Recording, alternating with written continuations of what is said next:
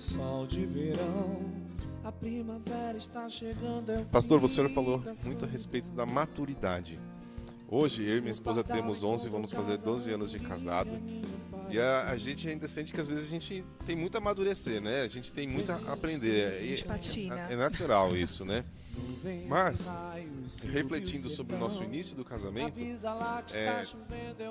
acho que às vezes a gente precisa ter um certo norte para entender como um jovem casado, que tem 2 anos, 3, 4 anos de casado, consegue entender aonde ele não tem maturidade suficiente e aonde ele precisa melhorar, e a maturidade como um conjunto, como os dois, né? Olha, eu tenho a minha maturidade pessoal, mas o nosso relacionamento, onde é que nós precisamos amadurecer como casal, individualmente e como casal? A maneira como eu trato os problemas da vida, ela define mais ou menos como eu tenho maturidade. E, na verdade, a gente tem a maturidade, mas não tem. Eu observo, às vezes, que as pessoas que têm um relacionamento dentro de casa e têm problema, essa mesma pessoa trabalha fora.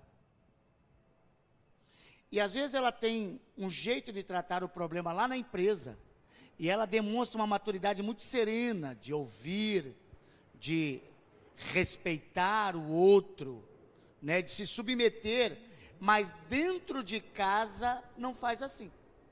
São duas personalidades diferentes. São duas personalidades.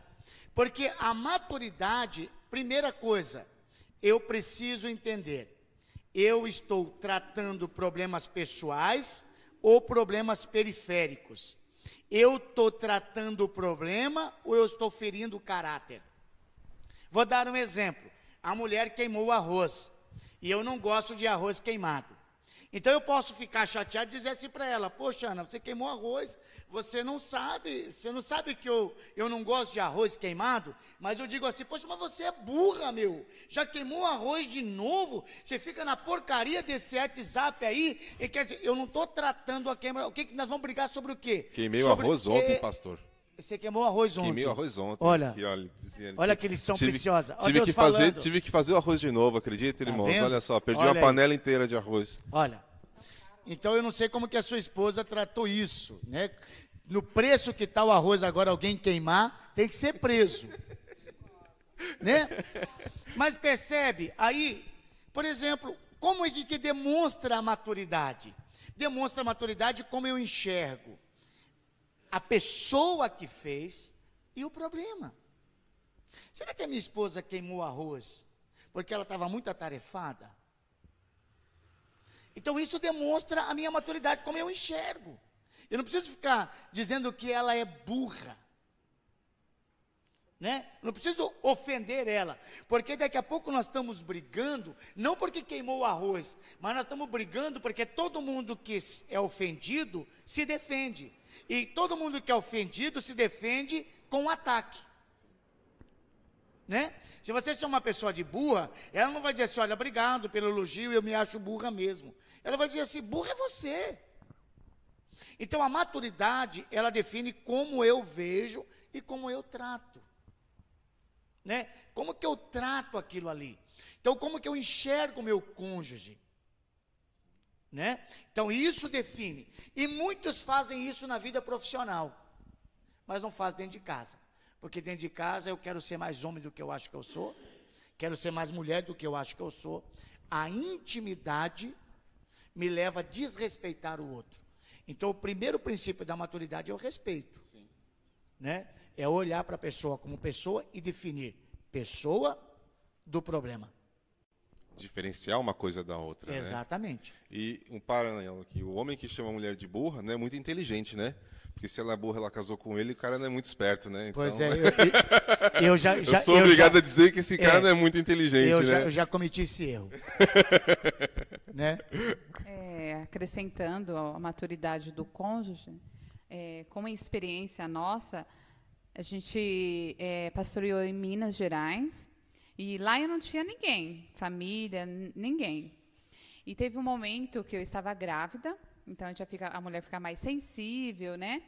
E teve um problema ministerial muito forte na igreja, e aí eu chorei para a minha família, né?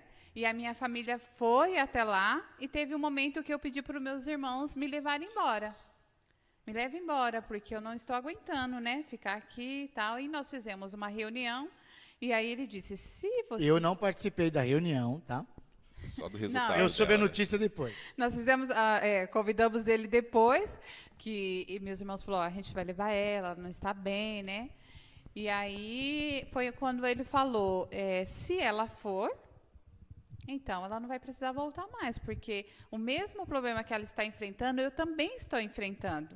Então, ou nós enfrentamos juntos, ou então... Então, naquele momento, Deus falou forte no meu coração, você precisa ter maturidade conjugal. Vocês precisam estar juntos, segurar a mão um do outro e enfrentar este problema. Porque era muito mais fácil eu fugir daquele problema. Ele que é pastor, ele que teve o chamado, ele que ouviu de Deus para vir aqui, eu não mereço estar aqui nem estar passando por isso. Então, eu vou me ausentar e ele passa aí sozinho, porque é o chamado dele, ele que ouviu de Deus. Mas naquele momento, Deus falou, não, você precisa ter maturidade conjugal, você precisa enfrentar os problemas, não é o ministério dele, é o ministério de vocês. E hoje estão enfrentando o problema no ministério, e amanhã, né? E ali eu fui tendo mais maturidade conjugal. E exatamente foram esses problemas que nos habilitaram para o ministério de casal que nós temos hoje. São as forjas, né? Exato, que é o que eu falei para você. Deus, né? Às vezes Deus tinha um projeto para José, mas ele não deu logo para José. José foi lá para o buraco que os irmãos jogaram, foi lá para a casa de Potifar, depois assumiu. Ele tinha um projeto para Abraão, Abraão caminhou. Ele tinha um projeto para Moisés, foi para o deserto. Então, isso que a gente precisa entender. Quando eles chegaram, eu disse, olha, eu entendo e respeito, a decisão é dela. Se ela tomar a decisão de ir com vocês, ela não precisa voltar mais, ela não vai ser mais minha mulher. Entendeu? Ela pode ir para a casa dela, arruma as coisas dela, leva tudo que é dela.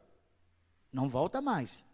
Porque se ela é minha esposa, quando a gente casou o seguinte, é na tristeza, é na alegria, é na doença, é na saúde, é na pobreza, é na riqueza, em todos os momentos que Deus nos proporcionar. Então, não adianta a gente passar um momento alegre, né? Só passar um momento alegre. Só o verão, né? Só o verão. Sim, sim. Tem que passar o inverno. E aí nós fomos criando a maturidade. Eu errei várias coisas nas decisões, deixei ela fora. Só que depois a gente foi fazendo Casados para Sempre, a gente aprendeu, forjou. Então hoje a gente tem maturidade para enfrentar os mesmos problemas, porque toda a igreja vem com os mesmos problemas, e a gente consegue enfrentar hoje de maneira diferente. Por quê? Por causa da maturidade. Maturidade não tem a ver com tempo de casado, maturidade não tem a ver com tempo de vida. Maturidade tem a ver com as experiências vividas. E o aprendizado com elas, né? E o aprendizado Porque com muitas elas. vezes a gente vive as experiências e depois está sofrendo com as mesmas experiências no futuro, porque a gente não aprendeu com as experiências, né? Sim. Então, isso é uma demonstração muito forte da imaturidade, né? Pastor, mudando para a pandemia. O pastor trata com casais, é algo da sua rotina de vida diária. Como tem sido os problemas dos casais durante esse período de pandemia? Porque as mulheres tiveram que aturar o homem dentro de casa mais tempo do que o normal, né? Acho que já tem um monte de mulher saindo correndo aí. Salve-me! Ou não? Eu costumo dizer que a pandemia, ela não trouxe problemas. A pandemia só revelou o coração das pessoas. Mostrou Né? que estava embaixo do tapete. Mostrou que estava embaixo do tapete. Eu acho que em todas as áreas. Na vida da igreja, na vida do país, na vida do mundo. A pandemia é aquilo que eu falei. Como você não está preparado para as estações, cada pessoa tratou de uma maneira diferente conforme a sua maturidade de vida. Por exemplo, para nós, a pandemia, a gente trabalhou muito mais do que nos dias normais. Ficamos muito mais juntos. Acho que todo mundo. Muito mais do que nos dias normais, porque foi uma maneira diferente de você pastorear a igreja e manter as pessoas aquecidas. Mas eu acredito que a pandemia revelou o coração das pessoas, e nesta aproximação, porque a vida dos casais estava muito acelerado, e uma das coisas que mata um relacionamento é exatamente essa vida que a gente tem. Estou tentando lembrar uma palavra aqui que eu não consigo. Rotina. Lembrei. Então, a rotina. A pandemia mudou a rotina. Então, maridos, por exemplo, que saíam de manhã de casa, ou esposa, ou não via os filhos, agora todo mundo está dentro de casa. Marido, os filhos estão dentro de casa. Então, a maturidade foi definir. Agora eles começaram a se enxergar. Eu brinco até com alguns casais, né, que eu brinquei aqui, mas brinquei com vários casais, alguns descobriram que estavam casados. Né? Que tinham mulher e marido. Pô, Sim, você, sim. né? Não é só uma sociedade Nossa, financeira, você morava né? aqui, eu nem sabia. Então, isso acho que apenas tirou alguma sujeira debaixo do tapete. Intensificou a personalidade e aí trouxe um estresse diferente. Né? Por exemplo, trouxe alguns estresses. Teve casamento que ruiu, e agora está saindo da pandemia, e o que vai acontecer? Nessa saída da pandemia, muitos vão precisar de tratamento, e tratamento profissionais, porque teve mulheres que a gente conhece que seguraram a bucha, por exemplo, o marido ficou desempregado. Que foi o meu caso. Você tem que receber um auxílio do governo. Que não foi o meu caso. Você tem um custo de vida alto e agora não tem mais. Então, a maturidade do relacionamento definiu. Teve pessoas que abriu o bico mesmo. Então, muitos casais estão doentes. Né? Muitos casais ficaram doentes. E agora outros, a sujeira veio debaixo do tapete. Então, trouxe um estresse, revelou algo que já tinha, mas trouxe um estresse muito mais forte. Nós conhecemos, né, um casal, inclusive a gente esteve lá essa semana, ela precisa fazer um tratamento, porque ela segurou a bucha de uns problemas antes da pandemia, segurou toda a bucha da família durante a pandemia e agora não aguentou. Então, os especialistas estão chamando esse tempo da seguinte maneira: antigamente se tinha problemas emocionais e cansaço físico.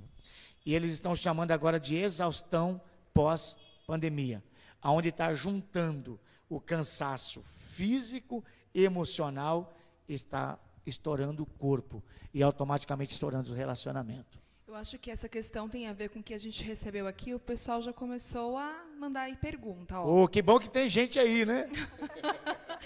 A pergunta é a seguinte: o que fazer quando um dos cônjuges recusa-se a aceitar a estação que o casal está vivendo? Por exemplo, acho que tem a ver com o que você falou desse casal.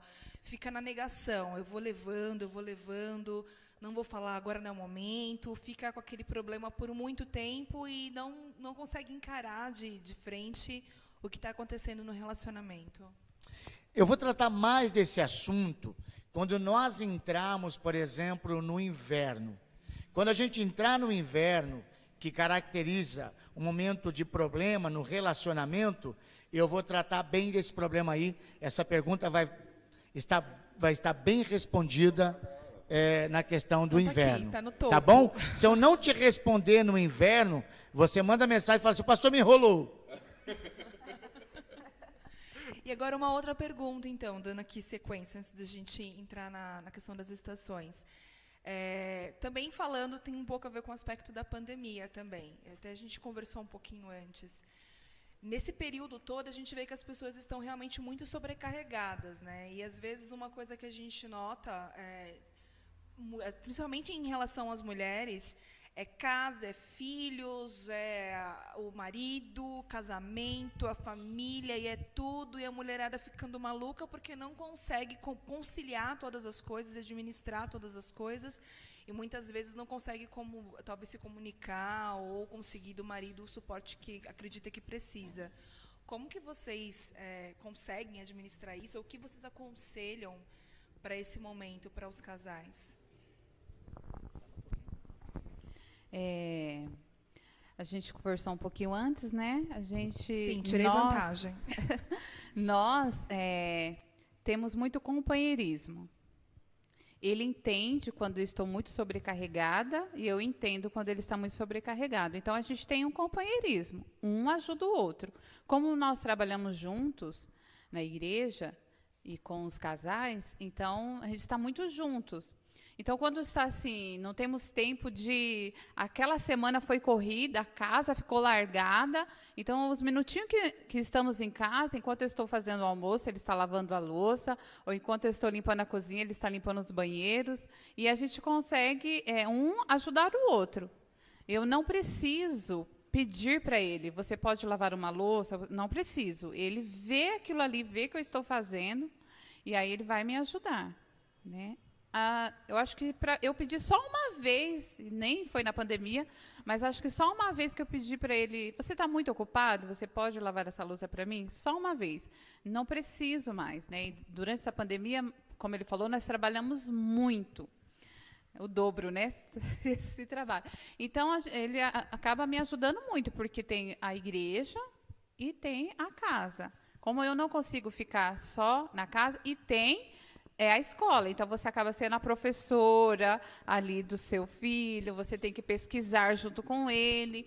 E aí o meu filho teve essa dificuldade de aulas online, então foi bem complicado no começo. Então aí que ele me ajudou mais, porque eu tive que dedicar um pouco para o meu filho, para ajudar ele, e ele já ia automaticamente fazendo algumas coisas que precisava na casa, porque a gente precisa sair, precisava gravar, precisava fazer uma visita. Né? Então, é o companheirismo, um ajudando o outro. Então, a gente conseguiu vencer aí não ficar tão estressados, né?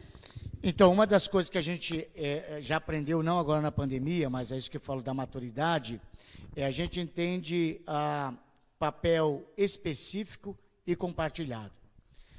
A gente não pode ser radical no sentido da gente pegar e falar assim, esse é o papel do homem, esse é o papel da mulher. Existe papel específico, sim. E existe papel compartilhado. Eu não posso deixar de ser o provedor de dentro da minha casa, como homem, e me preocupar com isso. Esse é um papel específico.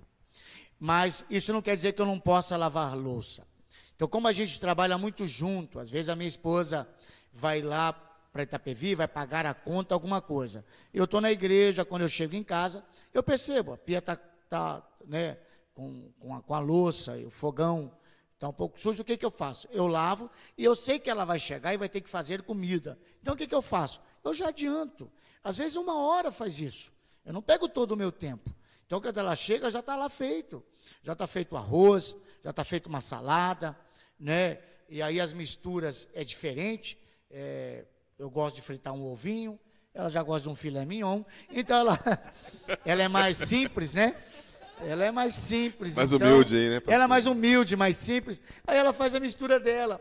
Então eu acho que isso o casal precisa aprender. Outra coisa, defina prioridade.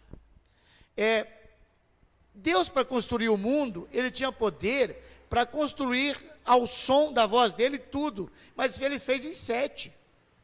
Então, não queira limpar a casa, cuide por prioridade. Se agora é o tempo para fazer o filho, para fazer, não, se quiser fazer, fica à vontade. Tempo de cuidar do filho, cuida do filho. Então, às vezes, quer fazer tudo de uma vez. Espera aí, casa vai se sujar, você acabou de lavar a louça, a pia vai estar suja de novo. Então, para com isso te deixa louco. Um dia de cada vez. Basta cada dia o teu mal. Então, aprenda a definir isso. Isso às vezes está muito mais na cabeça da gente. Porque eu quero deixar a casa limpa. Peraí, é tempo de cuidar da criança, agora cuida. Depois a criança dormiu, põe lá para assistir a televisão, e você vai lá, lava a louça, faz alguma coisa, porque senão você vai se matar, vai criar um estresse. Outra coisa, você vai morrer, a casa vai ficar aí, o outro vai vir, vai limpar ou não vai limpar. Então aprenda a ter prioridades, sabe? Ter uma boa agenda. Não adianta você querer fazer tudo. As pessoas brincam lá, pastor, o senhor não é onipresente, não está em todos os lugares ao mesmo tempo. E é verdade. Então aprenda a prioridade. Uma louça suja na pia não vai matar ninguém, uma casa sem varrer não vai matar ninguém, daqui a pouco você vai varrer. Então defina os seus dias com prioridades, tá bom? Vai fazendo por prioridade que dá certo, senão você vai estressar e daqui a pouco a prioridade é cuidar da sua saúde. Não é fácil. Uma coisa que eu acho muito interessante que ela comentou com relação a filhos. Nós temos dois, um casal, uma menininha de 6 anos e um menino de 4. E para nós está sendo, na verdade, né, uma dificuldade tremenda em acompanhar eles nesse período. De quem não está, né? Poxa vida, né? Meu Porque Deus. eles não são nem alfabetizados. Eles não são alfabetizados. E a gente tem uma cobrança, muitas vezes, da instituição de ensino, de que, olha, vocês precisam ajudar, vocês precisam estar lá junto. Mas eu não fui ensinado a ensinar. Isso não faz parte do nosso escopo de formação, né? Como lidar com essa situação, com os filhos, né? Ensinar a questão da disciplina, que eu acho que é muito difícil. E eu não digo, desculpa, pastor, só para concluir a pergunta. E eu não digo nem só disciplina de estudo, é disciplina como um todo, né? Como a gente estava conversando antes, você descobre que seu filho grita muito mais do que você gostaria, ou que ele de repente é muito mais descontrolado do que você imaginava, né? Então, às vezes é um pouco complicado você conseguir, como dentro de casa todo mundo e as coisas, como que a gente pode fazer? Primeiro que nós entendemos o valor do professor, né? Ganha mal, ganha mal, Professor. ganha mal. Mas assim, uma das coisas que eu sempre disse muito para as pessoas, você precisa entender que isso não é um problema pessoal. Esse é um problema universal. Então eu via pessoas em crise financeira, em crise, digo, olha, não é você. Não foi só minha igreja que fechou. Não foi só eu que tive que correr atrás e investir para a gente transmitir culto online. Né? A gente já fazia culto paralelo, né? Mas a gente teve que... Não foi só vocês que tiveram problema com a internet. Tinha problema com a internet, que tinha que ligar. Então, não foi um problema pessoal, isso foi um problema universal. Então, eu não tenho que entender que é só o meu problema. Ai, meu Deus, o que eu faço? Segundo, tem coisa que não dá. Ela ensina mais o Daniel do que eu. Graças a Deus tem o pai Google, que ajuda a gente. Viu, Daniel? Sei lá. Uma outra coisa, assim, é a paciência, tolerância. Nós ficamos muito impacientes e intolerantes. Acho que Ficar dentro de casa matou todo mundo. E aí estressou todo mundo. E a escola cobrava muito. E aí a gente ficava estressado pela cobrança da escola e a gente acabava descontando em quem? Na criança, cobrando demais. E é um momento que a gente precisa parar. Eles não vão aprender como na escola, não vão. Esse ano é um ano praticamente perdido, porque senão a gente ia ficar malucos. Então, nós não vamos exigir tanto dele, porque a criança ela não está acostumada a sentar na frente do computador. O meu fica das 10h para 1 até 5h30 da tarde. Então, assim, é muito puxado. Então, você está exigindo muito daquela criança que ela fica ali muitas horas no computador ouvindo um professor e depois ela tem que ainda fazer a lição, tem que fazer trabalhos e aí a gente fica cobrando, porque a escola está ligando, porque você não fez isso, porque você não fez aquilo, porque você não participou da aula. Ele estava tão cansado que ele começou a desligar. Ele estava ali assistindo a aula, mas o professor não via ele na câmera. É o estado de limite, né? Porque ele não estava aguentando mais. E aí a escola ligava, o Daniel está faltando demais, mas o Daniel está tendo aula todos os dias, o que está acontecendo? Aí que a gente foi descobrir que ele falou, mãe, não aguento mais, eu não aguento mais. Então a gente estava exigindo muito dele. Então a gente falou, o que ele aprender esse ano, amém, ele aprendeu, é lucro. Não dá para a gente ficar agora massacrando e se estressando como casal. A gente não vai ensinar igual professor, não vai aprender com o professor. Eu acho que a palavra é sensibilidade. Sensibilidade de você entender. Meu filho está ali, de vez em quando você vai ter que largar a louça, o que você está fazendo, você vai ter que levar ele lá fora, passear. Não tem como. A criança está gritando demais. Igual, por exemplo, o Ivelto mora no apartamento, estava brincando lá, né? O Daniel, a gente mora numa casa grande e os meninos jogam na rua, de vez em quando ele fala, pai, vou jogar na rua. Vai! Agora imagine 2 crianças num apartamento. Então você vai ter que ter uma sensibilidade, uma hora de sair. Vamos lá para fora. Meus filhos amam ir para a casa da avó, para a avó Dalva. Deve estar assistindo a gente. Porque lá eles correm, vão e brincam e pulam. E graças a Deus pela avó da vovô Francisco, porque olha, acho que é essa questão mesmo da criança ter liberdade, né? Que é algo que se perdeu por conta da pandemia. Porque não adianta a gente, porque os pais vieram para dentro de casa. Eu até acredito que Deus permitiu isso para os pais aprenderem a ser pai, né? Os pais aprenderem a ser pai. Então eu acho que a palavra é sensibilidade. Preciso ter essa sensibilidade com meu filho, assim como a gente precisa, né? Eu, por exemplo, toda segunda-feira eu vou jogar bola. Então tem um grupo lá da igreja, a gente vai jogar bola, o Daniel vai. Porque eu entendo que eu preciso desse momento, eu preciso do exercício, eu preciso espairecer a cabeça. Então a gente começar a jogar um jugo muito pesado para as crianças, não vai. Então a gente precisa ter, de vez em quando no sábado, não precisa sair, nem que seja para passear de carro na rua. Mas se a gente não tiver essa sensibilidade, a gente vai se estressando, vai estressar ele, o nível de irritabilidade vai ser muito alto, daqui a pouco ninguém está se suportando dentro de casa, entendeu? Falando em suportar dentro de casa, a gente recebeu mais uma pergunta aqui. Aí, olha só, pergunta aí. Odilon, assim colocaram. É correto afirmar que o distanciamento físico do casal, passar um tempo longe do outro nessa pandemia, é bom para o casamento? Coisa estranha. Aí vocês querem me apertar sem me abraçar. Eu acho que para o casal, em nenhum momento o distanciamento é saudável. A gente não se distancia daquilo que a gente gosta. Há o distanciamento, talvez eu não percebo, mas se eu percebo, eu preciso entender por quê.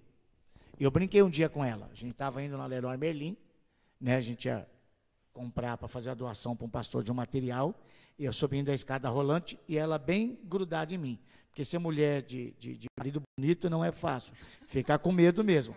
Aí estava subindo a escada rolante e falei assim, ô querida, e o distanciamento social? Dá para você ficar um pouquinho mais afastada? Brincando. Então, se eu amo a minha esposa, tenho prazer, né? Qual é essa motivação que eu tenho desse distanciamento? Eu acho que talvez a forma mais interessante de enxergar isso é que uma coisa é a distância que existe entre uma pessoa e outra, que isso é físico. E outra coisa... não, está funcionando, está funcionando. E outra coisa é o distanciamento pessoal das pessoas. Eu acho que são coisas distintas. Eu tinha um tio que ele era caminhoneiro e ele passava 15 dias, às vezes, na estrada. Então, a distância da família era muito grande, mas o distanciamento não existia, porque estava sempre ligando, estava sempre atento. Quando estavam juntos, tinha aquela questão da convivência, do relacionamento. Muitas vezes, existe uma distância física entre um e outro, mas o distanciamento emocional, às vezes, acontece dentro do próprio quarto, né? A gente está dormindo do lado de uma pessoa e vive distante dela, né? Por isso que eu digo que a pandemia tirou a sujeira debaixo do tapete. Perfeito. Porque a gente sai para trabalhar e a gente se vê pouco à noite, ou deita, faz o que tem que fazer. Agora os dois tiveram que ficar dentro de casa. E aí, qual é o prazer que eu tenho de estar com a minha família? Qual é o prazer que eu tenho de estar com a minha esposa? Qual é o prazer que eu tenho de estar com o meu marido? Porque o distanciamento social trouxe a aproximação familiar. Exatamente. Ou agora, deveria trazer, né? Então, se eu estou dentro de casa e eu tenho talvez no meu coração, essa proximidade não é tão gostosa para mim, eu tenho que entender qual é essa motivação. Eu não vejo como saudável, não vejo como algo bom. Provavelmente é algo que vai criar você entender por que uma lacuna. Por que eu quero estar... Será que ela está falando demais? Será que ele está falando demais? Não sei, tem alguma coisa aí. Que eu acho que aqui na pergunta dessa pessoa talvez seja diferente da questão de que cada um é um indivíduo e de repente precisa de um tempo, que nem o pastor falou, nas segundas-feiras eu gosto de jogar meu futebol, ou a Ana de repente gosta de tirar um tempinho para ler, que é uma outra coisa, que aí é a questão de você como indivíduo tentar buscar alguma coisa que você gosta de fazer, que não precisa ser necessariamente com sua esposa ou com seu marido, certo? Então, a nossa casa, se você olhar a nossa casa, ela determina limites. Né? Por que tem que ter porta no banheiro? Por causa da visita, né? Mas não tem visita todo dia em casa, né? Mas por que mesmo quando você está em casa sem visita, você fecha a porta? Por que você tem porta no seu quarto?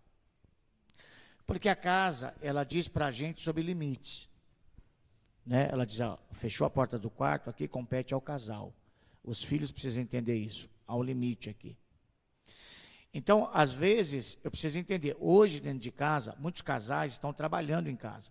Eu tenho meu escritório em casa. Como terapeuta, eu atendo na igreja, mas tem casal que eu atendo no escritório em casa. Às vezes, quando é mulher sozinha, eu prefiro atender em casa. Ela está lá na cozinha fazendo as coisas dela, e eu tenho. Ela entende que aquele espaço é o meu espaço do trabalho. Ou eu estou lá preparando minha mensagem, estou lá orando. Então, eu preciso entender isso. O distanciamento dentro de casa, preciso entender, é trabalho? Então, eu tenho que respeitar o espaço, o limite e o distanciamento para esse fim. Né? Preciso respeitar isso. Mas a hora que eu termino aquilo, eu estou no meu espaço de convivência. Se nesse espaço de convivência eu tenho dificuldade e quero um distanciamento, isso aí chama-se sintomas, tá bom? Não é enfermidade, é igual febre. Febre é sintoma que está dizendo que tem uma infecção ou uma inflamação. Então, por que eu estou tendo esse sintoma, que eu tenho esse desejo ou qualquer coisa? É saudável isso?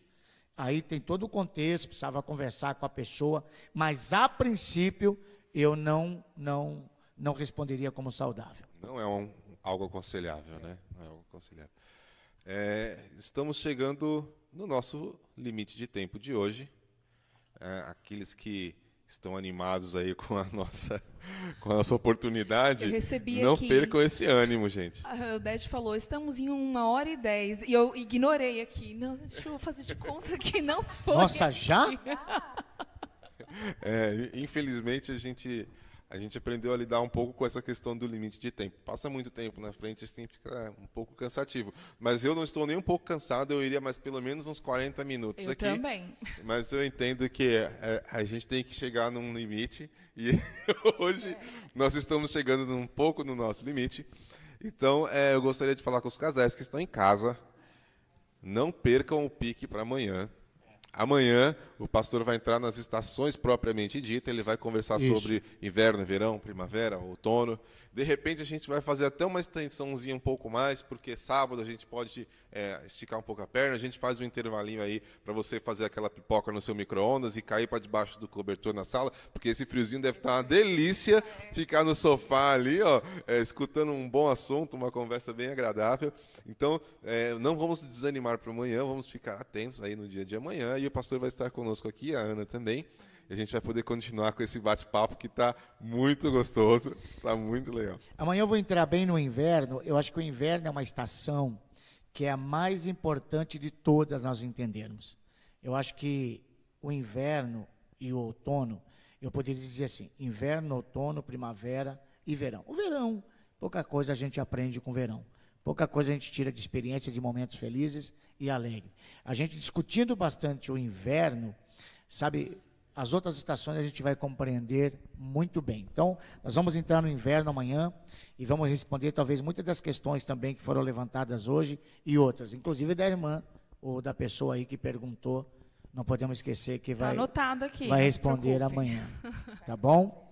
Se quiserem já também mandar pergunta para a gente já ter amanhã, pode ficar à vontade. Isso, tá gente, bom? com a introdução de hoje, já aproveitem e vão pensando. Eu esqueço onde tem que olhar. Já aproveitem e vão pensando e mandem as perguntas pra gente. Já podem até ir mandando as perguntas, não tem problema. A gente vai acumulando e já vai fazendo a nossa playlist de perguntas ali. Isso aí.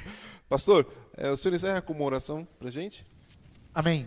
Vou pedir para minha esposa orar. Glória a Ela Deus. também participa Eu bastante. ia pedir para e ela, a oração entendeu? dela eu acho que tem mais força. É. Não, brincadeira, né?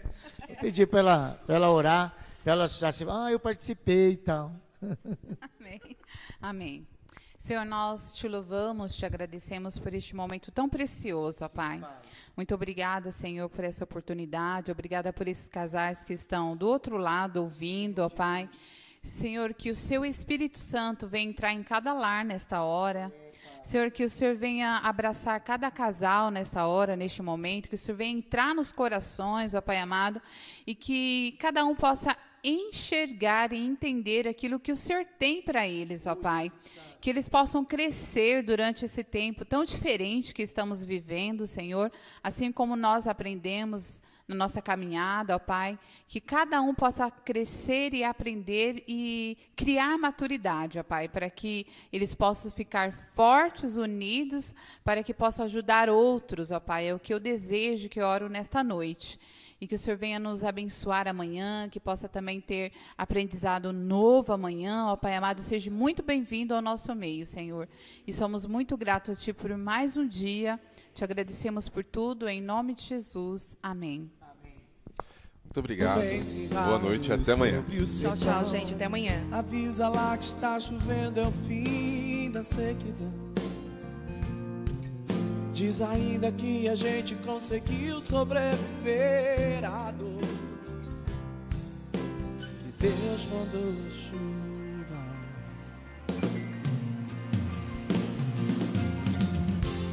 Primavera